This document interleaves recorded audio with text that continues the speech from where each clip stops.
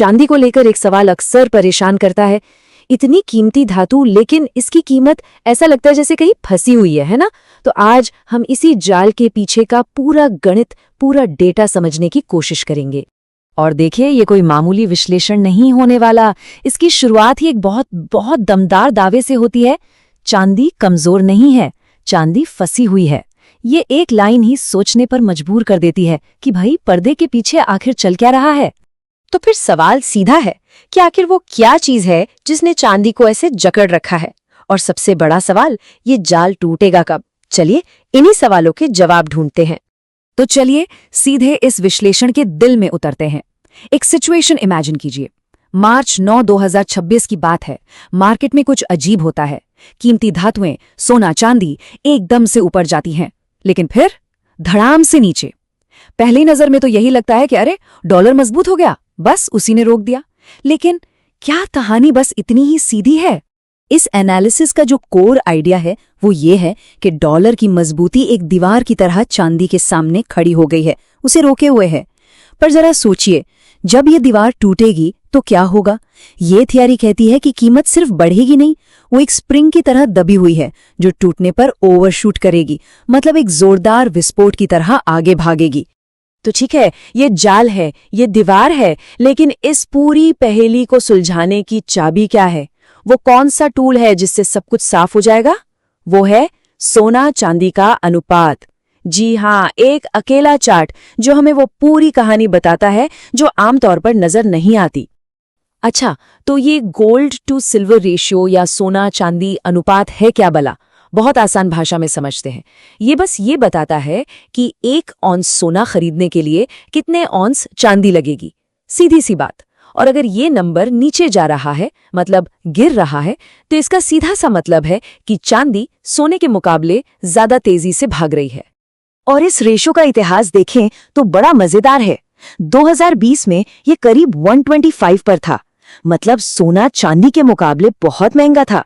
लेकिन 2011 में ये 32 तक गिर गया था, यानी तब चांदी रेस में आगे निकल गई थी। ये एक तरह का कैचअप फेज होता है, जब चांदी अपनी असली कीमत पाने के लिए दौड़ लगाती है। अब देखिए, यहीं से कहानी और भी दिलचस्प हो जाती है। पिछले 15 साल का अगर डेटा देखें तो 2 बहुत जरूरी ट्रेंड लाइंस, एक ऊपर से नीचे आ रही है और एक नीचे से ऊपर जा रही है। अब वो एक ही पॉइंट पर आकर मिल रही हैं। टेक्निकल एनालिसिस की दुनिया में इसे कन्वर्जेंस कहते हैं, और इसका मतलब एक ही होता है कि मार्केट अब एक बहुत बड़े फैसले के मुहाने पर खड़ा है, कुछ बड़ा होने वाला है। तो ठीक है, चार्ट्स ये कह रहे हैं, पर ये सब गणित हमें आखिर ले कहां जा रहा है? चलिए अब सीधा उन नंबर्स पर आते हैं जो इस पूरे विश्लेषण के चौंकाने वाले नतीजों की बुनियाद हैं। इस गणित के हिसाब से जो सबसे सेफ, सबसे कंजर्वेटिव अनुमान है, वो भी चांदी की कीमत को $150 तक ले जाता है। सोचिए, ये सिर्फ बेस केस है, एक तरह से शुरुआती पॉइंट। लेकिन बात यहीं खत्म नहीं होती। अगर हम इतिहास उठाकर देखें तो जब भी चांदी ने इस तरह का ब्रेकआउट दिया है, वो $150 पर रुकी नहीं है। पुराने पैटर्न के आधार पर इस एनालिसिस का जो मेन टारगेट है वो है $280। और सोचिए, अगर हालात उम्मीद से भी कहीं ज्यादा बेहतर हो जाएं, मतलब सोना भी आसमान छूने लगे, तो चांदी $350 के आंकड़े को भी पार कर सकती है। ये वो लेवल है जहां चीजें सच में अविश्वसनीय हो जाती हैं। और देखिए, इसके पीछे का गणित कोई रॉकेट साइंस नहीं है, बहुत सीधा है। मान लीजिए सोना $6000 पहुंचता है और रेशो 40 पर रहता है, तो चांदी हुई $150। सिंपल। लेकिन अगर सोना $7000 जाता है और रेशियो गिरकर 25 पर आ जाता है, जैसा कि इतिहास में हो चुका है, तो चांदी सीधे $280 पर पहुंच जाती है। ये नंबर किसी जादू से नहीं आ रहे, ये सीधे सीधे कैलकुलेशन से आ रहे हैं। ठीक है, चार्ट्स देख लिए, गणित समझ लिया, सब अपनी जगह है। पर असली सवाल तो ये है कि असल दुनिया में ऐसा क्या हो रहा है जो इस जाल को तोड़ेगा? क्यों टूटेगा ये जाल? चलिए अब जरा फिजिकल मार्केट की हकीकत पर नजर डालते हैं। कॉमेक्स, जो कि एक बहुत बड़ा वायदा बाजार है, वहां एक बहुत ही कह सकते हैं खतरनाक खेल चल रहा है। वहां पर जितनी असली फिजिकल चांदी मौजूद है ना, उसके मुकाबले करीब 3.6 गुना ज्यादा कागजी दावे हैं।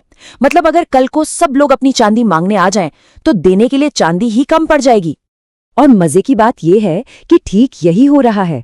बड़े बड़े इन्वेस्टर्स रिकॉर्ड तोड़ मात्रा में फिजिकल चांदी की डिलीवरी ले रहे हैं, जिससे तिजोरियां खाली हो रही हैं।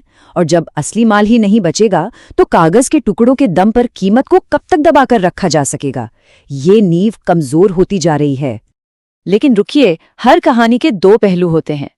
इससे पहले कि हम उस आखिरी चिंगारी पर जाएं जो आग लगा सकती है, ये देखना भी जरूरी है कि इस थियोरी के खिलाफ क्या तर्क हैं। मतलब वो क्या चीजें हैं जो इसे गलत साबित कर सकती हैं। तो जो लोग इस थियोरी को नहीं मानते वो क्या कहते हैं?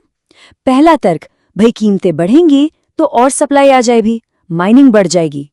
लेकिन इसका जवाब यह है कि एक नई खदान को चालू करने में 7 से 10 साल लग जाते हैं, इतनी जल्दी सप्लाई नहीं बढ़ सकती।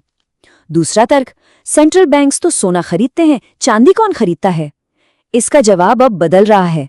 कई देश अब चांदी को एक क्रिटिकल मिनरल यानी एक रणनीतिक तौर पर जरूरी खनिज मान रहे हैं। तो इसकी डिमांड अब सिर्फ गहनों या सिक्कों तक सीमित नहीं है। और अब बात करते हैं उस चिंगारी की जो इस पूरे बारूद के ढेर में आग लगा सकती है। वो है जियोपॉलिटिकल टेंशन। सोर्स का मानना है कि दुनिया में कहीं भी कोई बड़ा संकट, जैसे कि मिडिल ईस्ट में वाटर इंफ्रास्ट्रक्चर पर हुए हालिया हमले, ये निवेशकों में एक डर पैदा कर सकता है। और जब डर फैलता है तो लोग सेफ चीजों की तरफ भागते हैं। ये एक ऐसी घटना हो सकती है जो इस पूरी प्रक्रिया को रातों रात मतलब बहुत तेजी से आगे बढ़ा दे। तो अगर ये सब होता है तो कीमत का सफर कैसा दिखेगा? एक तरह का रोड मैप समझ लीजिए। पहला पड़ाव आएगा 100 से $105 पर। यहाँ एक बड़ी रुकावट मिलेगी।